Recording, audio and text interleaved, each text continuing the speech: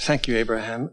This is my third time here, and our last conversation really transformed me. I have many questions, but these two are big for me. First one is I would like to clean up my vibration. And this one, since I was a kid, I've been saving this question. Can you please explain source? I've been reading Seth for a few years, and Seth says that the nature of all that is can only be sensed through the inner senses, or a weaker way through inspiration or intuition. He also talked about the different kinds of consciousness and use. And before you go further, just think about that first sentence that you offered. Say it again. Just the very first sentence. Source can only be sensed through the inner senses. Through the inner senses. So what Seth was saying, Seth is like Abraham. Chips off the same block. In other words, it's same family of teachers. And Jane Roberts stood in the place that Esther is standing and was receiving the vibration and putting those vibrations into words. And while there are similarities, there were interests that Jane and her husband Rob held that are different than what Jerry and Esther held. And so there is some variation, but it is essentially the same understanding of non-physical. So it's a fun resource. As you've been listening to us for a while, Seth will make sense to you if you decide that you want to read it, because it's a lot of the same basis of understanding.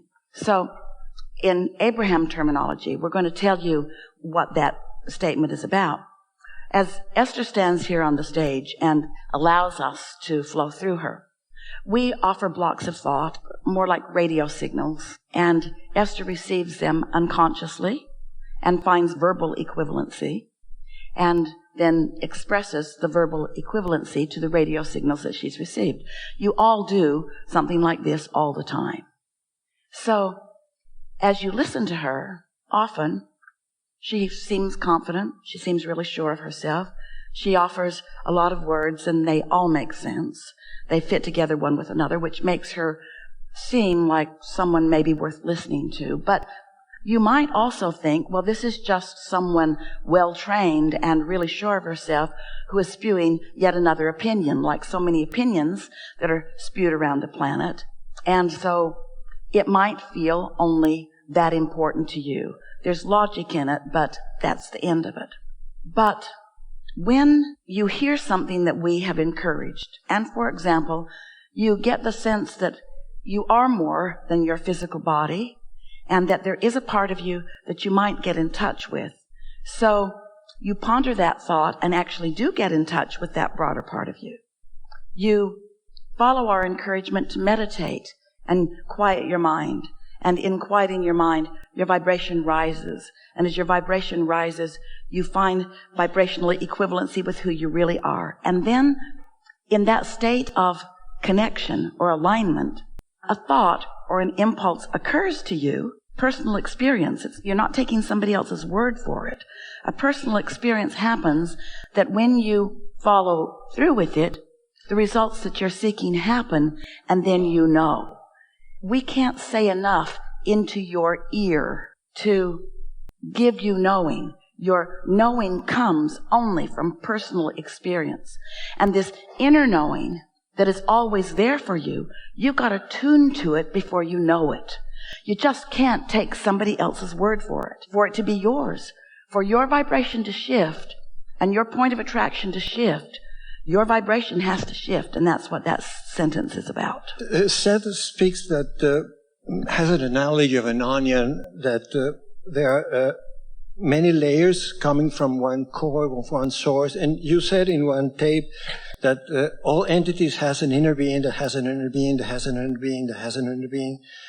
Source is everything, or source is at the core. I understand that we are source energy, and I feel it, but I would like to understand source. This will help you. So, layers of the onion, once we finish this first segment, bring us back to that, because we want to talk about that in relationship to beliefs. So, you know what we were just saying about a vehicle, and then stepping into another one, and then stepping into another one. So source is like that. Source is expanding and evolving, as are you. Humans often think that source is finished and perfect, and now you're trying to catch up. When what is really going on is that You in your human form are extensions of Source. And it is through your exposure to life that causes you to ask for more, which Source then embraces and then becomes. Did you understand? Sort of.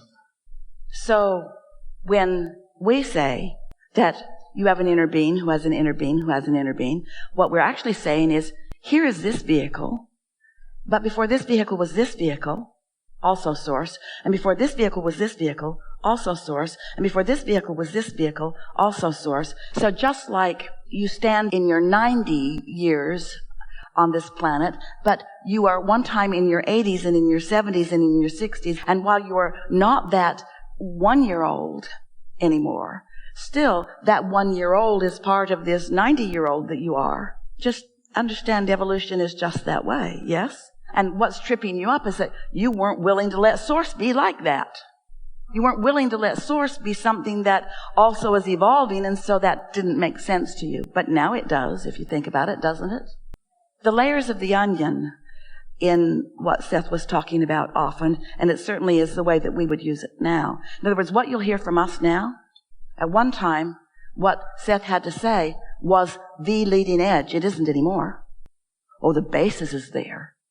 But with all of the hundreds of thousands of hours that Esther and those like you and Jerry have been in conversation with infinite intelligence, much that Seth says has moved into a clearer, more easily discernible, understandable place, you see. So the layers of the onion, a lot of people see their belief system as like an onion, and they just peel away layers that don't serve them. And that's one way of looking at it, except that while you're looking at the onion, or while you're looking at the beliefs that aren't serving you and trying to peel them away, you're not peeling them away. You are doubling down on them. You're making them stronger. You're making the onion impervious to being peeled. Does that make sense to you? Because there's no pushing anything away. And so rather than trying to get rid of old beliefs, we're asking you to embrace new ones. Here's this onion, get in this one. Just move more in the direction of what you are wanting. It's not getting rid of anything. It's allowing yourself to be what life has caused you to become. Can you explain Source? There's no beginning and there's no end. It's hard for our brains to understand that. Such a huge concept. The other day, Esther was sitting with an intention of cleaning her vibration up on a subject. And as she was doing that, she was using a process called focus wheel, which is, here's the problem. She wrote it at the top of the page. This is what's bugging me. And then she drew a big circle in the center of the page, and in the center she wrote the exact opposite as near as she could define it. I've got this. What I want to feel is this. So she made her statement of intention in the center. And then she just made some statements that sort of bridged between the two. She made as many statements as she could that were more like what was in the middle and less like what was at the edge. She tried to make more statements that matched where she was wanting to be and fewer statements about where she was. Does that make sense? That's sort of the benefit of the focus wheel. And then she did another one and another one and another one and another one and another one and another one, until she just wanted to throw the notebook in the swimming pool, sitting by the swimming pool. She could feel she was bogged down in it. You heard us earlier say, by the way, we're out here on the leading edge, so come along, let's have fun. You heard us say earlier that the problem and the solution are expanding equally. In other words, the velocity of a problem and the velocity of the solution are expanding. They're different frequencies. But what Esther was feeling or sensing was that the more she was trying to fix this problem, looking for a solution, she was actually enhancing the problem rather than finding the solution. So her focus wheel, even though she had good intent, she wasn't getting anywhere with it. Have you ever had that experience? So she sat there, closed her notebook, sitting there holding the pen in her hand with the notebook on her lap, thinking or deciding to stop thinking for a minute. And then the thought came to her. If I could have anything I want regarding this, a sort of a world event sort of thing, if I could have anything I want, and then right in the middle of that thought came an improved onion. one with less layers that were binding her. Since I can have anything I want. Not if. Since I can have anything I want. What do I want? And because Esther's tuned into us so often, that bridge was an easy one for her to make.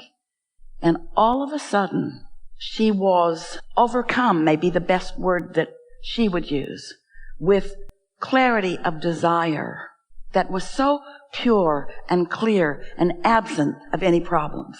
It was like anything that she wanted. It felt fresh and new. And she wasn't dragging old beliefs and trying to fix them. It felt to her like she went through a portal where all things were possible.